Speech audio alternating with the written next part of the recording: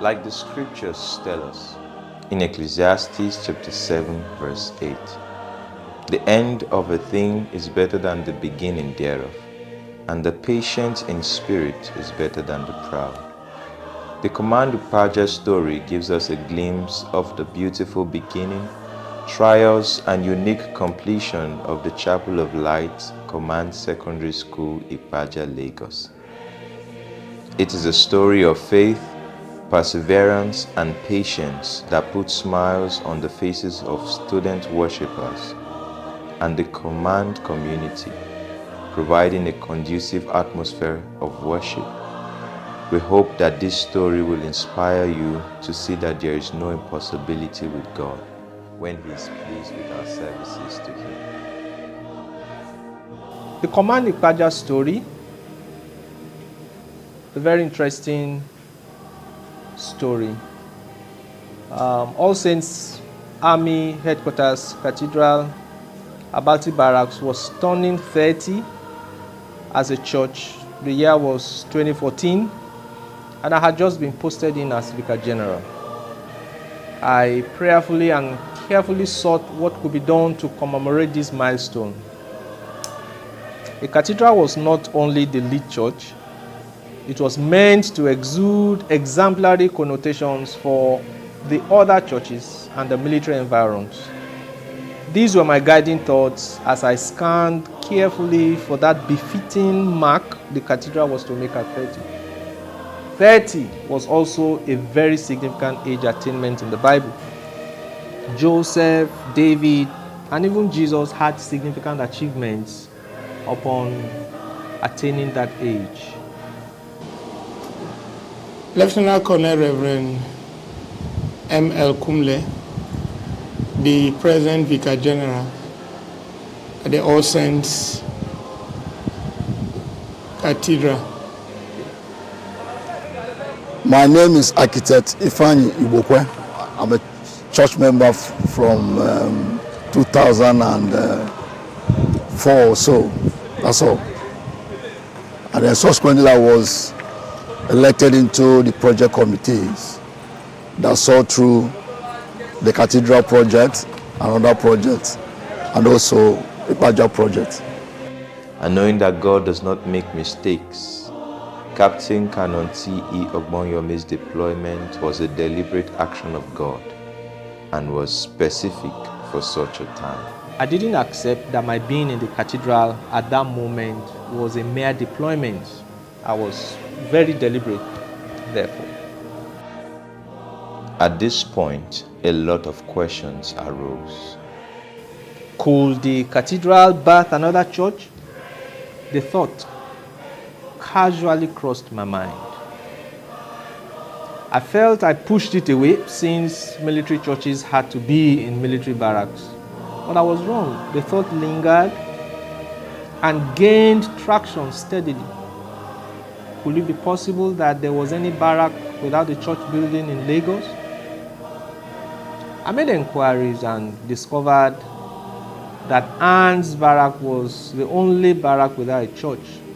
And so the possibility of planting a church there, however, was adjudged very remote because the barracks only housed officers, had no soldiers. And you know, the soldier cadre is very key and can never be neglected in such placements. Hence, I quickly jettisoned the idea of having a church there. Then the Command Secondary School Ipaja option came up. I made inquiries. It lit a light, though with a very little sparks, and my inquiries revealed that there was no church, neither Catholic nor Protestant, in command. Further findings showed that portions of land had just been allocated for places of worship by the school authority, and the chaplain was already planning how to secure the Protestant land to avoid losing it in future.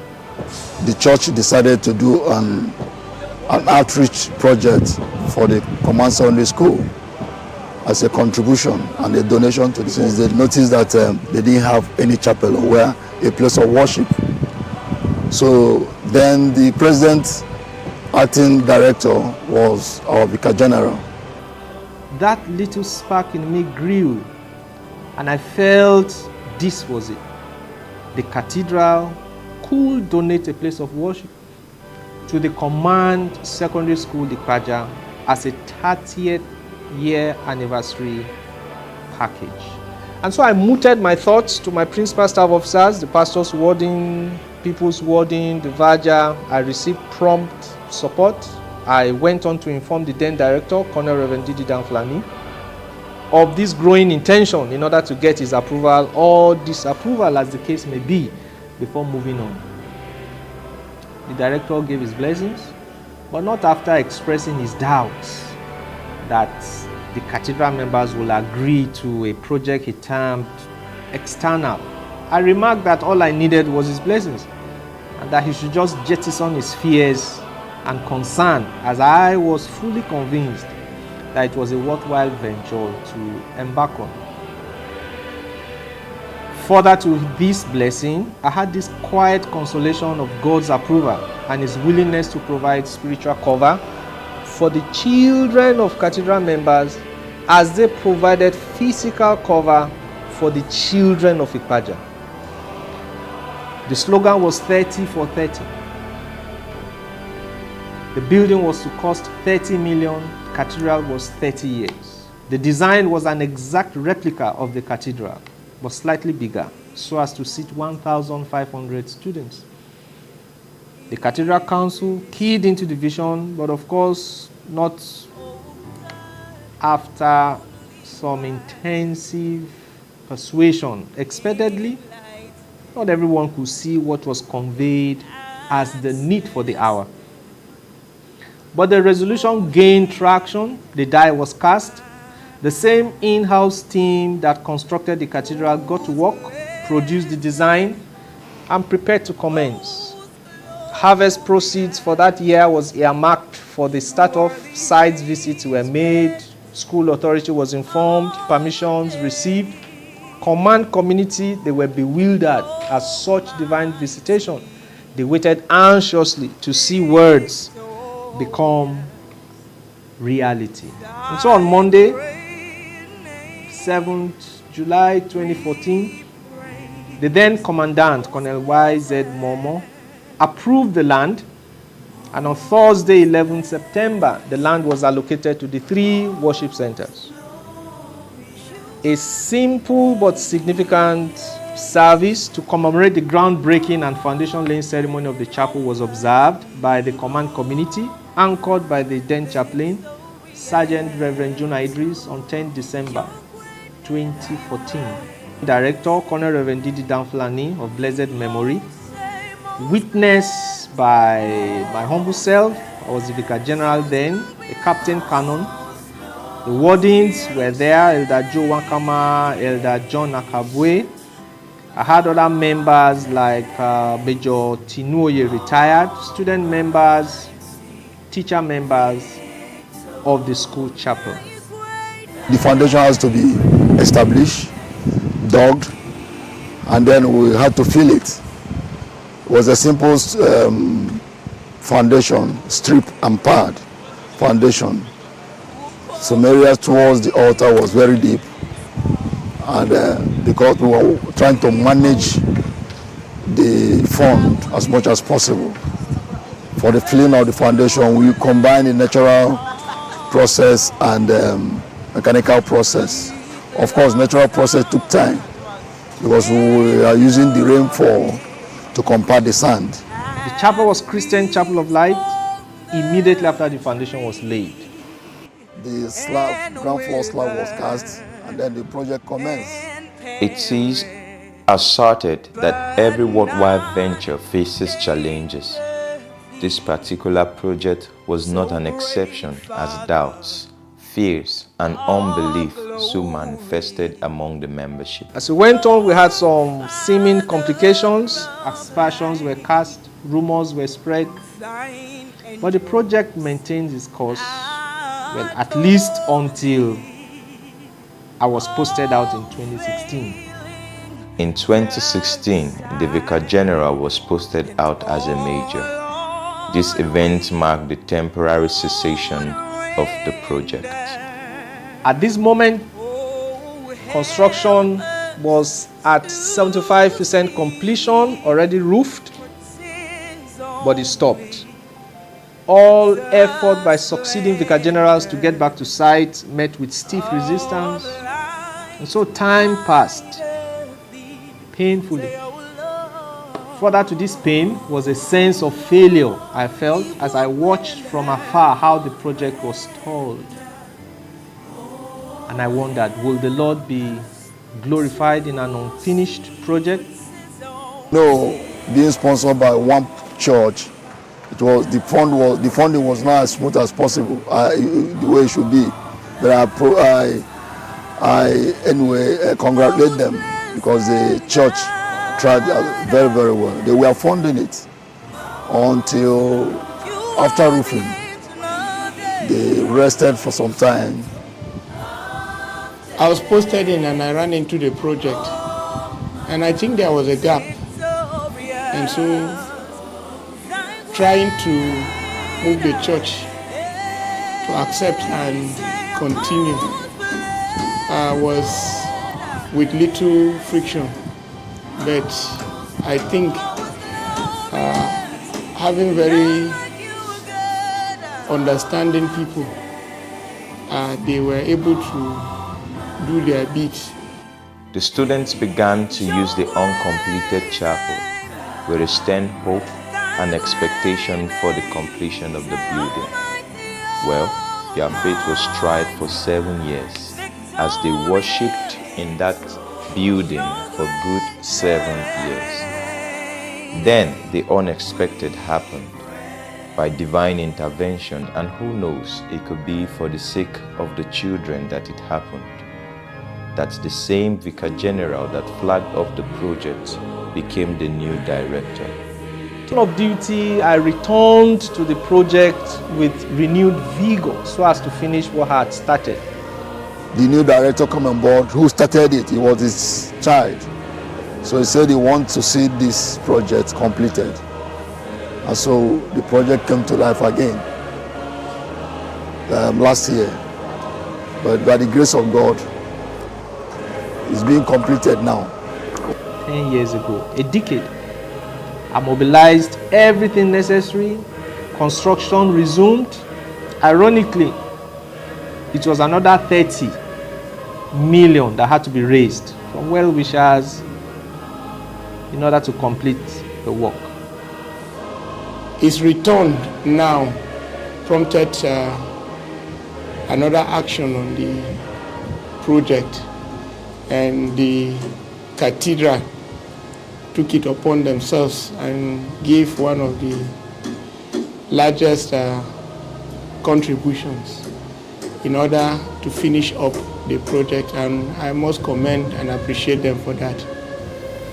And after 10 years of construction, and as All Saints Cathedral attains 40 years, the Chapel of Light is completed to the glory of God. And this must be a big relief to all and sundry. We had the cathedral impute all churches, other churches from DIVS, the Barrack Youth Empowerment Summit, and few individuals that contributed towards the completion of this great project. The question God asked me upon my being appointed director, where is my chapel? That question is now finally answerable. The answer is late, but the motive is very correct. And so it's with deep nostalgic feelings, like an excited little son nursing his wounds after an intense battle, but cherishing his victory, I long to convey to the late General Didi Danfulani. I did it. But of course, I'll rather submit to the glory of God and of God alone. We all did it.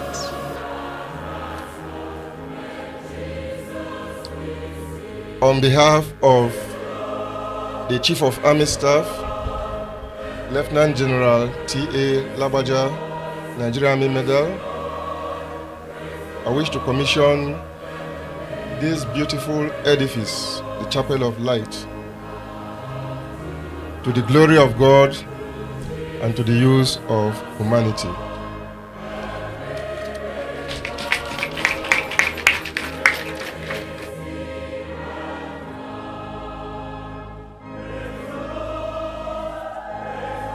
In the words of Luke, chapter 17, verse 10, a strong philosophy I always like to adhere to. It says, when you have done all you were commanded to do, you say, we are unworthy servants. We have only done what is expected, nothing extraordinary. And so I state clearly that the command project is not an extraordinary feat. It is what we were commanded to do, and we've done it. In fact, perhaps we did it late, but we thank God, and I choose to thank all vicar generals that came in after. At some point in time, there were interventions, interjections, repair of roof, a time a boy fell, repair of gallery. We cannot count and list everyone. There are so many people that chose to remain quiet and at the background and gave in millions, but they didn't want to be mentioned. We thank them all for helping us to achieve the worthy project. Like they say, the journey of 1,000 miles indeed begins with a step. And one step at a time, this new house has been built through many hurdles, battles, and labor, all to the glory of God and for the good of mankind. The glory of this house is indeed greater than that of the former. For every house is built by someone, but the builder of all things is God. Hebrews chapter 3, verse 4. To him be all the glory forever and ever. But you have chosen to call me your own.